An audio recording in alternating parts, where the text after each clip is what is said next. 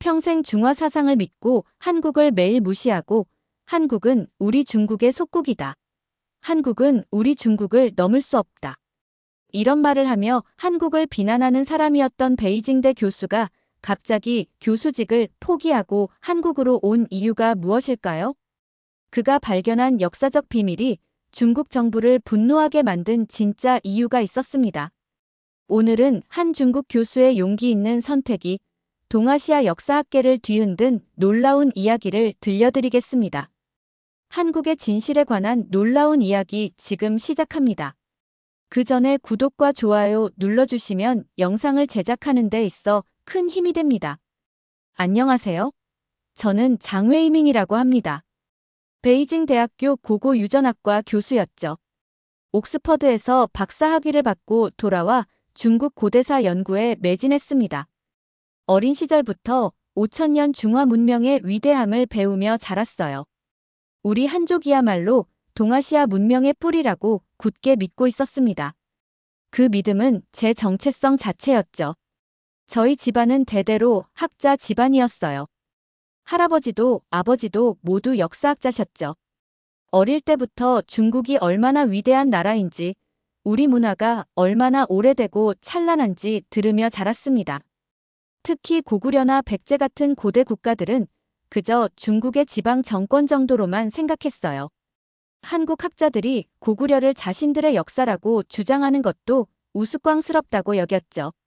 심지어 그들을 역사 도둑이라고 부르기도 했습니다. 베이징대에서 교수로 재직하면서 중국 정부의 동북 공정 프로젝트에도 적극 참여했습니다. 고구려는 중국사라는 주장을 뒷받침할 학술적 근거를 만드는 일이었죠. 저는 그 일에 자부심을 느꼈습니다. 우리나라의 영토와 역사를 지키는 숭고한 일이라고 생각했으니까요. 동료 교수들도 저를 애국적인 학자라고 칭찬해 주었어요. 학교에서도 저를 모범 교수로 추켜 세웠죠. 학회에서 발표할 때마다 박수갈채를 받았습니다.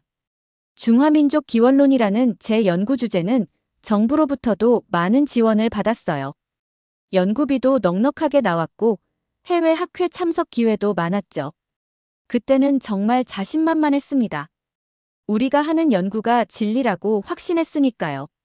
한국인들이 우리 역사를 빼앗아 가려고 한다는 생각까지 들었어요. 제가 그들의 야욕을 막아내는 파수꾼이라고 여겼죠. 제가 쓴 논문들은 중국 내에서 베스트셀러가 되었습니다. 특히 동아시아 고대사에 대한 제 견해는 많은 중국인들의 자부심을 키워주었어요. 텔레비전 프로그램에도 자주 출연했죠. 사람들이 저를 알아보고 인사할 때면 정말 뿌듯했습니다. 제가 중국의 위대함을 세상에 알리는 역할을 하고 있다고 생각했거든요. 아내 리밍도 저를 자랑스러워했어요. 친구들에게 남편 자랑을 하곤 했죠. 하지만 그런 확신이 흔들리기 시작한 건 2019년부터였습니다. 랴오닝성에서 대규모 고구려 유적 발굴 프로젝트가 시작되면서부터였어요. 저는 그 프로젝트의 총책임자로 임명되었죠. 처음에는 영광스럽다고 생각했습니다. 고구려가 중국사라는 걸 확실히 증명해낼 절호의 기회라고 여겼거든요. 그런데 그게 제 인생을 완전히 바꿔놓을 줄은 꿈에도 몰랐습니다. 그때까지만 해도 저는 단순한 발굴 작업이라고만 생각했어요. 랴오닝성 발굴 현장은 정말 규모가 컸습니다. 수백 명의 연구진이 투입되었고 최신 장비들이 총동원되었어요. 저는 매일 현장을 누비며 하나하나 직접 확인했습니다. 고구려 왕족의 무덤으로 추정되는 대형 고분들이 줄지어 발견되고 있었거든요. 정부에서도 이 프로젝트에 엄청난 기대를 걸고 있었어요. 문화부 장관까지 직접 현장을 방문할 정도였죠. 언론들도 연일 취재진을 보내왔습니다. 발굴 초기에는 모든 게 순조로웠습니다. 고분의 규모도 웅장했고 부장품들도 화려했어요. 언론들도 연일 보도하며 고구려의 중국사 귀속을 기정사실화하고 있었죠. 저 역시 곧 결정적인 증거를 찾아낼 거라고 확신했습니다. 동료들과 축배를 들 날을 손꼽아 기다렸어요. 벌써부터 승리의 논문을 구상하고 있었죠. 그런데 무덤에서 나온 유물들이 이상했습니다. 중국 한나라 양식과는 전혀 달랐어요. 오히려 한반도에서 발견되는 고구려 유물들과 거의 똑같았죠. 도자기부터 장신구까지 모든 것이 그랬습니다. 처음에는 단순히 지역적 특색이라고 생각했어요. 변방 지역이니까 중앙과 다를 수도 있다고 자위했죠. 하지만 점점 더 많은 유물들이 같은 양상을 보이기 시작했어요. 이건 우연이 아니었습니다. 가장 충격적이었던 건 고분 벽화였습니다. 그 벽화들은 평양 근처에서 발견되는 고구려 고분 벽화들과 완전히 동일한 화풍이었어요. 심지어 그려진 인물들의 복식까지 똑같았죠. 이건 명백히 같은 문화권이라는 증거였습니다. 제가 아무리 억지로 해석하려고 해도 달리 설명할 방법이 없었어요. 밤잠을 이루지 못하기 시작했습니다. 하지만 진짜 충격은 DNA 분석 결과를 받아보고부터였어요. 고구려 지배층의 유전적 마커가 현재 한국인들과 거의 일치하는 거였습니다. 99% 이상이었어요. 이건 명백히 같은 민족이라는 뜻이었죠. 제가 평생 믿어온 모든 것이 흔들리기 시작했습니다. 손이 떨렸어요. 이 결과를 어떻게 받아들여야 할지 모르겠더라고요. 더 충격적인 건 백제와 신라 관련 유물에서도 동일한 패턴이 나타났다는 점이었어요. 중국 동북 지역에서 발견된 백제 관련 유물들의 DNA 분석 결과도 마찬가지였습니다. 현재 한국인들과 거의 완벽하게 일치했어요. 이건 단순한 우연이 아니었습니다. 과학적 증거가 명확하게 말하고 있었어요. 고구려, 백제, 신라는 모두 한반도 기원의 민족이라고 말입니다. 연구팀 회의에서 이 결과를 발표했을 때 모든 사람들이 침묵했습니다. 누구도 쉽게 말을 꺼내지 못했어요. 다들 이 결과가 무엇을 의미하는지 알고 있었거든요. 우리가 그동안 주장해온 동북 공정의 기본 전제가 완전히 무너지는 순간이었습니다. 저는 그때부터 심각한 고민에 빠졌어요. 과연 우리가 지금까지 해온 연구가 옳은 것일까 의문이 들기 시작했죠. 연구 결과를 정리해서 논문을 쓰기 시작했는데 중국 사회과학원에서 연락이 왔습니다. 급히 베이징으로 올라오라는 거였어요. 가보니 고위 관료들이 저를 기다리고 있었죠. 그들은 제게 단호하게 말했습니다. 고구려는 중국사라고 발표하라는 거였어요. 과학적 증거가 뭐든 상관없다고 했습니다. 국가의 이익이 우선이라고 하더군요. 저는 당황했어요. 학자로서 거짓을 발표할 수는 없다고 말했죠. 그러자 그들은 화를 내기 시작했습니다. 이건 국가 기밀이라며 연구 결과 공개를 금지했어요. 논문 발표는 물론이고 학회에서 언급하는 것도 안 된다고 했죠. 심지어 가족들에게도 절대 말하지 말라고 경고했습니다. 저는 밤새 고민했어요. 평생을 바쳐온 학자로서의 신념과 조국에 대한 의무 사이에서 갈등했죠. 며칠 뒤부터는 더 구체적인 압박이 시작되었습니다. 연구팀이 해체되기 시작한 거예요. 동료 교수들이 하나둘씩 저를 멀리하기 시작했어요. 복도에서 마주쳐도 인사를 안 하더군요. 학교에서도 압박이 들어왔습니다. 연구를 중단하고 다른 주제로 전환하라는 거였죠. 학과장까지 나서서 저를 설득했어요. 애국심이 있다면 국가의 뜻을 따라야 한다고 말했습니다. 더 심각한 건 학생들마저 저를 의심하기 시작했다는 점이었어요. 누군가 저에게 한국 스파이라는 소문을 퍼뜨렸던 것 같아요. 수업 시간에도 학생들이 저를 이상하게 쳐다봤죠. 심지어 가족에게까지 암묵적인 위협이 들어왔어요. 아내는 매일 걱정에 잠 못 이루고 있었습니다. 딸아이도 학교에서 친구들로부터 이상한 말을 듣고 온다고 했어요. 그런 와중에 결정적인 사건이 일어났습니다. 아내 리밍이 갑자기 쓰러진 거예요. 병원으로 급히 달려갔는데 의사가 간암 진단을 내렸어요.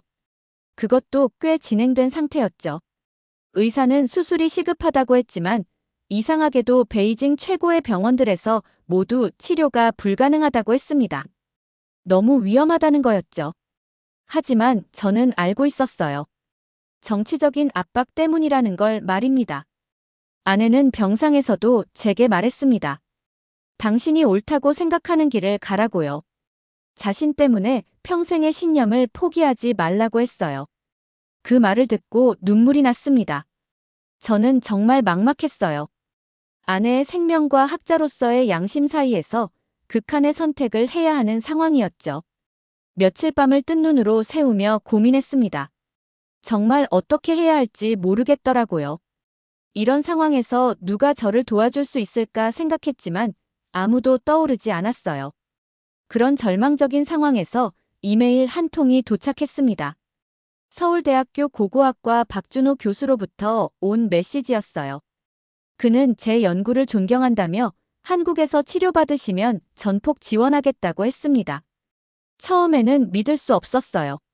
저를 그렇게 미워할 법한 한국 사람이 도움을 준다니 말이에요. 혹시 함정이 아닌가 의심도 들었죠. 하지만 그의 메일은 진심으로 느껴졌습니다. 박준호 교수는 계속해서 메일을 보내왔습니다. 삼성서울병원에서 아내 치료가 가능하다는 회신과 함께 치료비 전액을 지원하겠다고 했어요. 심지어 저희 가족의 생활비까지 걱정해 주었죠. 한국 고고학계에서 모금을 해서라도 도움을 주겠다고 했습니다. 저는 정말 감동받았어요. 국경을 넘어서 한 인간으로서 도움을 주려는 그 마음에 말입니다. 그런데 더 놀라운 소식이 들려왔어요. 한국의 일반 시민들까지 저희 가족을 위해 성금을 모으고 있다는 거였죠. 인터넷에서 저희 이야기가 퍼지면서 많은 사람들이 관심을 갖게 되었다고 했습니다. 어떤 분은 중국 교수가 진실을 말하려다가 탄압받고 있다며 응원 메시지를 보내기도 했어요. 정말 믿기지 않았습니다. 하지만 출국이 문제였어요. 중국 공안에서 제 여권을 압수했거든요. 출국 금지 조치를 내린 거죠. 가족들과 의논했습니다. 아내는 한국에 가서 치료받고 싶다고 했어요. 저도 마음이 기울었습니다. 더 이상 중국에서는 희망이 보이지 않았거든요. 딸아이도 엄마를 살리기 위해서라면 뭐든 하자고 했어요. 박준호 교수는 한국 정부에도 연락했다고 했습니다. 인도적 차원에서 비자 발급을 도와주겠다는 답변을 받았다고 하더군요. 심지어 한국 언론들도 저희 상황에 관심을 갖기 시작했어요. 중국 교수 가족의 인도적 입국을 지지한다는 기사들이 나오기 시작했죠. 저는 한국 사람들의 따뜻한 마음에 감동했습니다. 결국 저는 결심했어요. 몰래 가족들과 함께 한국으로 가기로 했죠. 박준호 교수가 모든 것을 준비해 주었습니다. 비밀리에 중국을 빠져나가는 방법까지 알려주었어요. 정말 위험한 일이었지만 아내를 살리기 위해서는 어쩔 수 없었습니다. 마침내 저희는 심양에서 비행기를 타고 인천공항으로 향했어요. 가슴이 두근거렸습니다. 새로운 인생이 시작될 것 같았거든요. 인천공항에 도착했을 때의 그 순간을 평생 잊을 수 없어요. 한국 언론과 시민들이 저희를 환영해 주었습니다. 꽃다발을 들고 나온 사람들도 있었죠. 어떤 할머니는 눈물을 흘리며 저희 가족을 안아주기도 했어요. 조국에서는 배신자 취급을 받았는데 한국에서는 진실을 말하는 용기 있는 학자라고 불러주었습니다. 정말 극적인 대조였어요. 그때 저는 확신했습니다. 제가 한 선택이 옳다는 걸 말이에요. 한국에 도착한 첫날부터 모든 게 달랐습니다. 삼성서울병원에서는 이미 모든 준비를 마쳐두고 있었어요.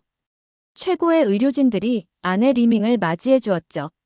진료를 받아보니 중국에서는 불가능하다고 했던 수술이 충분히 가능하다는 거였습니다.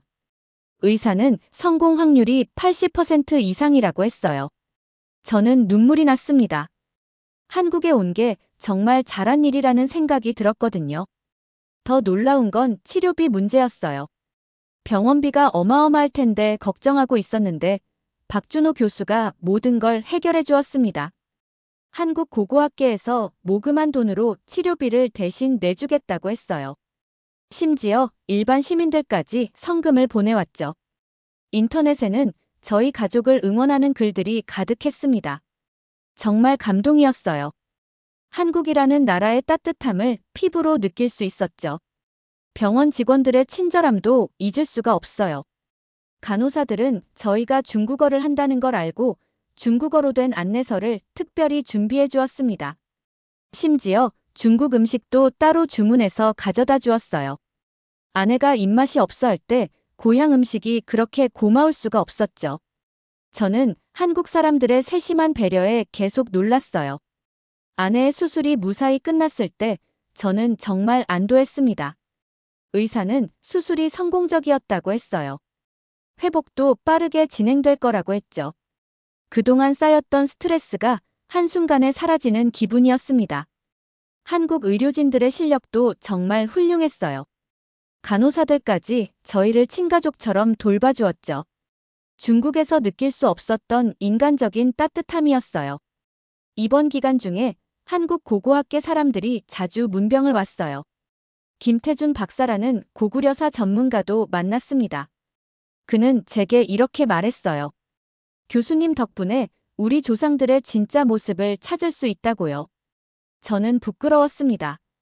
그동안 제가 그들의 역사를 부정해왔는데 오히려 고마워한다니 말이에요. 김태준 박사는 함께 연구하자고 제안했죠.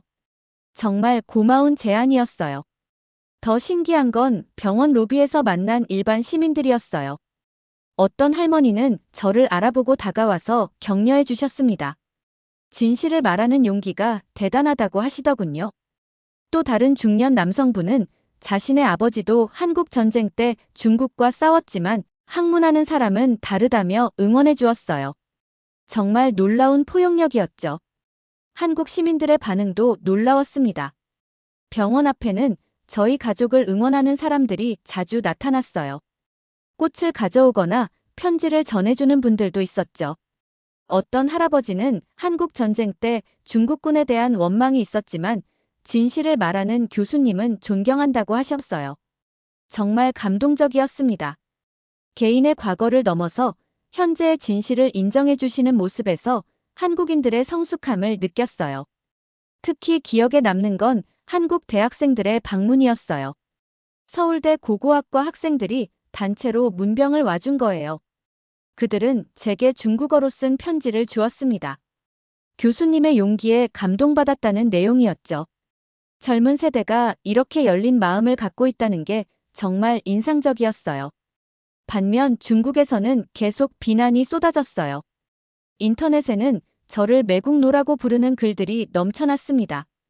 심지어 가족들까지 욕하는 사람들도 있었죠. 하지만 한국에서 받는 따뜻한 환대가 모든 것을 상쇄해 주었어요. 저는 확신했습니다. 제가 한 선택이 옳다는 것을 말이에요. 진실은 언제나 빛을 발하게 되어 있거든요. 아내도 점점 회복되고 있었고 딸아이도 한국 생활에 적응해 가고 있었어요. 새로운 희망이 보이기 시작했죠.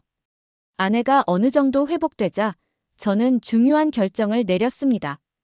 그동안 숨겨왔던 연구 결과를 세상에 공개하기로 한 거예요. 박준호 교수가 서울대에서 국제학술대회를 열어주겠다고 했어요. 하버드, 옥스퍼드, 도쿄대학 등 세계 유수 대학 교수들을 초청하겠다고 했죠. 저는 떨렸지만 이제 더 이상 숨길 수 없다고 생각했습니다. 진실을 알 권리는 모든 인류에게 있으니까요. 준비 과정에서도 많은 분들이 도움을 주었어요. 서울대 연구진들은 제 발표 자료를 다시 한번 검토해 주었습니다. 혹시 빠뜨린 부분이 있는지, 더 보강할 부분은 없는지 꼼꼼히 살펴주었죠. 김태준 박사는 한국 고대사 자료들을 추가로 제공해 주었어요. 저의 연구 결과와 일치하는 한국 측 증거들을 정리해 준 거였죠. 학술대회 당일 정말 많은 사람들이 모였어요. 국내외 기자들도 가득했죠. 회장 밖에는 저를 지지하는 시민들도 나와 있었습니다. 저는 무대에 올라가서 심호흡을 한번 하고 발표를 시작했습니다. 고구려, 백제, 신라는 모두 한반도가 기원이며 중국 동북 공정은 역사 왜곡이라고 명확하게 말했어요. 그리고 제가 발굴한 모든 증거들을 공개했죠.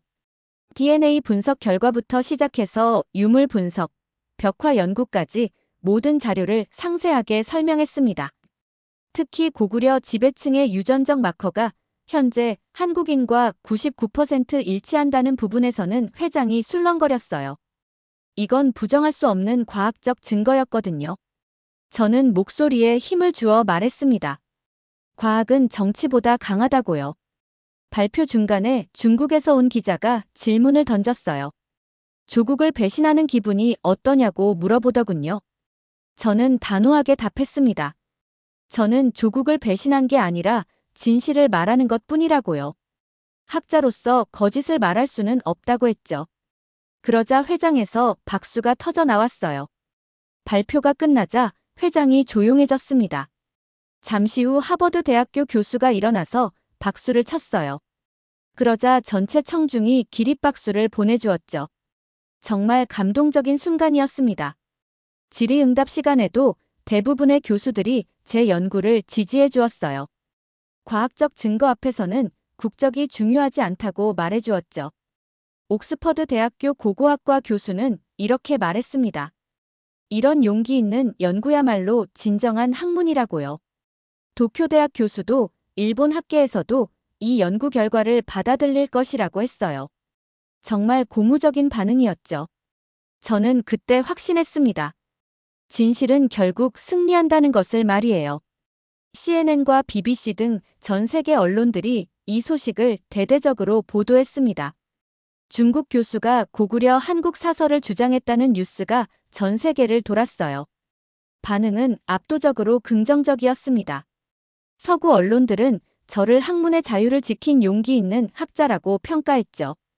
국제학계에서도 지지 성명이 이어졌어요. 심지어 노벨상 수상자들까지 저를 지지한다는 성명을 발표했습니다. 하지만 중국 정부의 반발은 상상 이상이었습니다. 외교부에서 공식 성명을 내며 저를 국가 반역자라고 규정했어요. 베이징 대학교에서는 저를 즉시 해임시켰죠. 중국 언론들은 연일 저를 비난하는 기사들을 쏟아냈습니다. 심지어 제 가족들까지 매국노 가족이라고 매도했어요.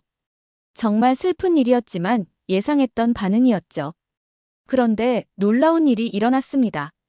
중국 내 젊은 학자들과 네티즌들 사이에서 저를 지지하는 목소리가 나오기 시작한 거예요. 진실한 역사 연구를 해야 한다는 주장들이 인터넷에 올라왔죠. 물론 곧 삭제되었지만 사람들의 인식이 조금씩 변하고 있다는 걸 느낄 수 있었어요. 심지어 일부 일본 학자들까지 한국 고대사의 독립성을 지지한다고 나섰습니다. 제 발표가 있은 지 몇 주 후 정말 놀라운 소식이 들려왔습니다. 유네스코에서 저에게 학술 자유수호 공로상을 수여하겠다고 연락해온 거예요. 정치적 압력에 굴복하지 않고 진실을 말한 용기를 인정한다는 거였죠. 저는 믿을 수가 없었어요. 몇 달 전까지만 해도 매국노 취급받던 제가 국제적인 상을 받게 되다니 말이에요. 아내도 정말 기뻐했습니다. 고생한 보람이 있다고 했어요. 시상식은 파리에서 열렸습니다. 한국 정부에서 저에게 특별 여행 증명서를 발급해 주었어요. 아직 중국 국적이었지만 중국 여권은 무효 처리된 상태였거든요. 한국 정부의 배려가 정말 고마웠죠. 외교부에서는 저를 한국의 자랑스러운 거주자라고까지 표현해 주었어요. 파리로 가는 비행기 안에서 저는 많은 생각을 했습니다. 불과 몇 달 전만 해도 저는 중화 사상에 빠져있던 일개 교수에 불과했어요. 그런 제가 이제 국제 무대에서 상을 받게 되다니 정말 신기했죠. 인생이란 정말 예측할 수 없는 것 같아요. 하지만 진실을 선택한 건 후회하지 않았습니다. 시상식장에는 전 세계 학자들이 모여 있었습니다. 제가 무대에 올라가서 상을 받을 때 기립박수가 터져 나왔어요. 그 순간 정말 뭉클했습니다. 저를 지지해주는 모든 분들께 감사했죠. 특히 한국에서 온 박준호 교수와 김태준 박사의 모습이 보였을 때는 눈물이 날 뻔했어요. 수상 소감에서 저는 이렇게 말했습니다. 학문은 국경을 넘어서야 하고 진실은 정치보다 소중하다고요. 고구려, 백제, 신라는 한국사이며 이는 과학적 사실이라고 다시 한번 강조했죠. 회장에서는 다시 한번 큰 박수가 터져 나왔어요. 저는 그 순간 제가 옳은 길을 걸어왔다는 확신을 가질 수 있었습니다. 시상식 후에는 각국 학자들과의 만남도 있었어요. 영국 옥스퍼드 교수는 저에게 객원 교수로 와서 강의해달라고 제안했습니다. 독일 막스 플랑크 연구소에서도 공동 연구를 제안해왔어요. 전 세계가 저의 연구에 관심을 갖고 있다는 게 신기했죠. 한국으로 돌아오니 더욱 놀라운 변화들이 기다리고 있었어요. 한국 정부에서 저에게 영주권을 제안해왔습니다. 특별 기여자로 인정해서 신속하게 처리해주겠다는 거였죠. 고려대학교에서도 교수직을 제안했어요. 한중 고대사 연구소를 새로 만들어서 책임자로 일해달라고 했습니다. 저는 감동했어요. 이렇게까지 환대해 주실 줄은 몰랐거든요. 더 놀라운 건 한국 시민들의 반응이었어요. 인천공항에 도착했을 때 시민들이 나와서 환영해 주었습니다. 꽃다발을 들고 온 분들도 있었죠. 어떤 할아버지는 저에게 이렇게 말씀하셨어요. 교수님 덕분에 우리 역사가 인정받았다고요. 정말 고마운 말씀이었습니다. 중국에서도 조금씩 변화가 일어나고 있었습니다. 베이징 대학교 제자들이 비밀리에 저에게 메시지를 보내왔어요. 스승님을 존경한다는 내용이었죠. 물론 공개적으로는 말할 수 없지만 속마음은 저를 지지한다는 거였어요. 일부 젊은 교수들도 개인적으로 연락을 해왔습니다. 진실한 연구를 계속해달라고 격려해 주었죠. 특히 인상적이었던 건 중국의 한 대학생이 보낸 편지였어요. 교수님의 용기에 감동받았다는 내용이었죠. 자신도 언젠가는 진실을 말할 용기를 갖고 싶다고 했어요. 젊은 세대들의 인식이 조금씩 변하고 있다는 걸 느낄 수 있었습니다. 한국에서의 생활도 점점 안정되어 갔습니다. 고려대학교에서 정식으로 교수로 부임했어요. 한중 고대사 연구소 소장으로도 임명되었죠. 제 첫 번째 임무는 동아시아 고대사의 새로운 패러다임을 제시하는 것이었어요. 과학적 증거에 기반한 객관적 연구를 통해서 말이죠. 마침내 제가 가장 중요하게 생각했던 순간이 왔습니다. 서울에서 대규모 국제 기자회견을 열기로 한 거예요. 전 세계 언론들이 모인 자리에서 제 최종 입장을 밝히고 싶었거든요. 이번에는 단순한 학술 발표가 아니라 동아시아 평화를 위한 메시지를 전하고 싶었어요. 기자회견장에는 정말 많은 기자들이 모였어요. CNN, BBC는 물론이고 중국 언론들도 와 있었죠. 저는 떨리는 마음으로 마이크 앞에 섰습니다. 저는 명확하게 말했습니다. 일본과 한국은 형제이고 중국과 한국도 이웃이라고요. 하지만 역사는 진실로 써져야 한다고 강조했어요. 고구려는 한국사이며 이는 과학적으로 증명된 사실이라고 다시 한번 선언했죠. 정치적 목적으로 역사를 왜곡해서는 안 된다고 목소리를 높였습니다. 진정한 동아시아 평화는 진실 위에서만 가능하다고 역설했어요. 기자들의 질문이 쏟아졌어요. 중국으로 돌아갈 생각은 없느냐는 질문도 있었죠. 저는 이렇게 답했습니다. 조국은 소중하지만 진실은 더 소중하다고요. 한국에서 진정한 학문을 할 수 있어서 행복하다고 했어요. 앞으로도 동아시아 고대사 연구에 매진하겠다고 다짐했죠. 중국 기자가 다시 물어봤어요. 후회하지 않느냐고요. 저는 단호하게 답했습니다. 전혀 후회하지 않는다고요. 또 다른 기자는 제 가족에 대해 물어봤습니다. 딸아이는 어떻게 생각하느냐고요. 저는 미소를 지으며 답했어요. 딸아이가 저를 자랑스러워한다고요. 진실을 말하는 아버지가 부끄럽지 않다고 했다고 말했죠. 실제로 딸아이는 학교에서 친구들에게 아빠 자랑을 하고 다닌다고 했어요. 정말 고마운 딸이었죠. 기자회견이 끝난 후 반응은 폭발적이었습니다. 한국 언론들은 연일 저의 발언을 대서특필했어요. 시민들도 뜨거운 지지를 보내주었죠. 인터넷에는 저를 응원하는 글들이 넘쳐났습니다. 심지어 일부 중국 네티즌들도 저를 지지한다는 글을 올렸어요. 물론 곧 삭제되었지만요. 변화의 바람이 불고 있다는 걸 느낄 수 있었어요. 한국에서의 정착도 완전히 마무리되었습니다. 가족 모두 한국 영주권을 받았어요. 딸아이는 이제 한국말을 모국어처럼 유창하게 했죠. 한국 이름도 지었어요. 저는 장한민, 아내는 이은희, 딸은 장혜린이 되었습니다. 새로운 인생의 시작이었어요. 한국식 이름을 갖는다는 게 이렇게 의미 깊을 줄은 몰랐어요. 마지막 인터뷰에서 기자가 물어봤습니다. 후회하는 건 없느냐고요. 저는 단호하게 답했어요. 전혀 후회하지 않는다고요. 오히려 이런 선택을 할 수 있어서 다행이라고 했죠. 과학자로서 진실을 말하는 건 당연한 일이라고 강조했어요. 만약 다시 그 상황으로 돌아간다 해도 같은 선택을 할 것이라고 확신했습니다. 그리고 마지막에 이렇게 덧붙였습니다. 과학은 국경을 넘어선다고요. 진실 앞에서는 모든 편견과 선입견을 버려야 한다고 했어요. 앞으로도 동아시아 평화를 위해 학자로서 최선을 다하겠다고 다짐했죠. 그 순간 저는 확신했습니다. 제가 걸어온 길이 옳았다는 것을, 그리고 앞으로도 이 길을 계속 걸어가겠다는 것을 말이에요. 마지막으로 저는 이렇게 말하고 싶습니다. 학문은 정치를 넘어서야 한다고요. 진실은 누구의 소유물도 아니라고요. 모든 인류의 공통 자산이죠.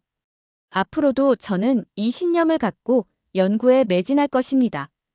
동아시아의 진정한 평화가 오는 그날까지 말이에요. 과학이 정치를 이기고 진실이 거짓을 이기는 세상을 만들기 위해 끝까지 노력하겠습니다. 오늘의 이야기 어떠셨나요? 여러분의 생각이나 경험을 댓글에 남겨주세요. 이 영상이 마음에 드셨다면 구독과 좋아요 부탁드릴게요. 다음 영상에서 만나요. 감사합니다.